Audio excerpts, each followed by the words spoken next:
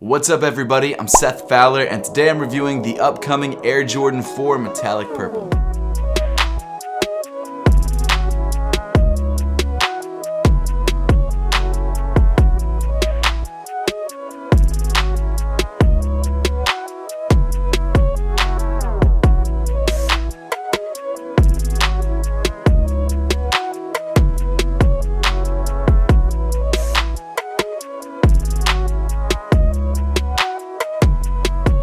I wasn't sure how I was going to feel about this shoe or just this pack as a whole, but now that I have it in hand, I'm pretty impressed. Also, shout out to FineLine1721 for helping me grab this pair early. The Air Jordan 4 Metallic Purple releases in the United States on May 20th for a retail price of $190. And unfortunately, it looks like this colorway might be the only colorway from the pack that the United States actually gets. So far from what's been announced, it looks like the other colorways from this pack are actually releasing in different regions and not in the United States. Apparently, the Air Jordan 4 Metallic pack is based off the Air Jordan 1 Metallic pack and features 4 different colorways. The colorways include obviously purple, but you've also got a red colorway, an orange colorway, and a green colorway. As I said, it looks like the other colorways are releasing regionally, so Europe will have a colorway, Asia will have a colorway, and so on. And I've got to say that I'm not mad that the US got the purple colorway because I think for me, this was actually my favorite colorway out of the pack. I wouldn't have minded getting the red colorway and the green colorway as well, but it is what it is. I think if all 4 colorways released in the US, the red colorway would probably be the most popular because it's the most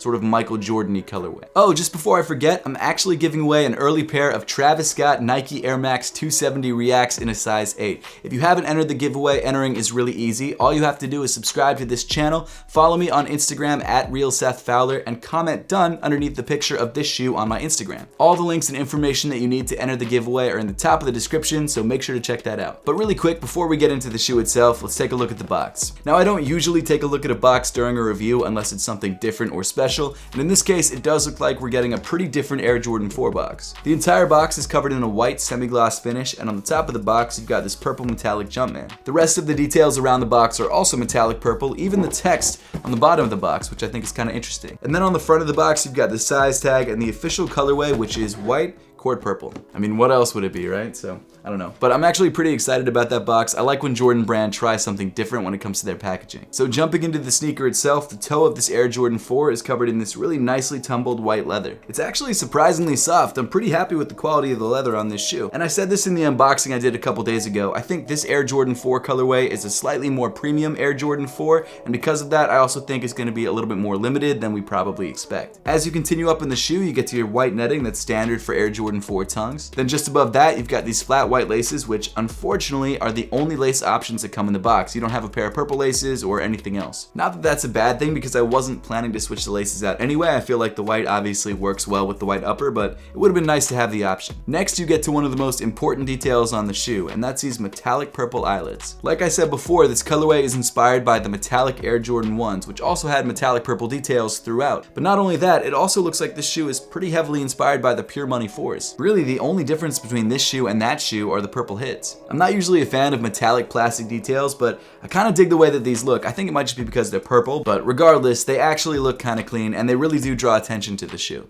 Then moving up to the top of the tongue, you've got this smooth white leather, and you've also got this flight patch with the Jumpman in purple. And then moving around to the back of the tongue, you've got this really smooth purple fabric with your upside down Air Jordan tag. Then moving inside the shoe, you've got more of that really soft fabric on the sock liner, this time around in white. Then rounding off the inside of the shoe, the insole of the sneaker comes in purple with the Jumpman printed on the heel in white. As for sizing and fit, this Air Jordan 4 seems to fit just like every other pair of Air Jordan 4s. For me, that's true to size. For you, it might be something different. So if you've never owned a pair of 4s before or tried on a pair of 4s before, I definitely suggest doing that before you buy this pair to make sure you're grabbing the right size for you. Also, when it comes to comfort, this colorway seems just like every other colorway of Air Jordan 4s. The upper is pretty nicely padded and the midsole is okay underfoot. Continuing back in the shoe, you've got more tumbled leather paneling, and then in the center of the shoe, you've got more of that Air Jordan 4 white netting. Then just behind the netting and actually covering it up a little bit, you've got your Air Jordan 4 wing eyelet thing. I really should figure out what that's called before I review any more Jordan 4s. Unlike standard 4s where this detail usually comes in plastic,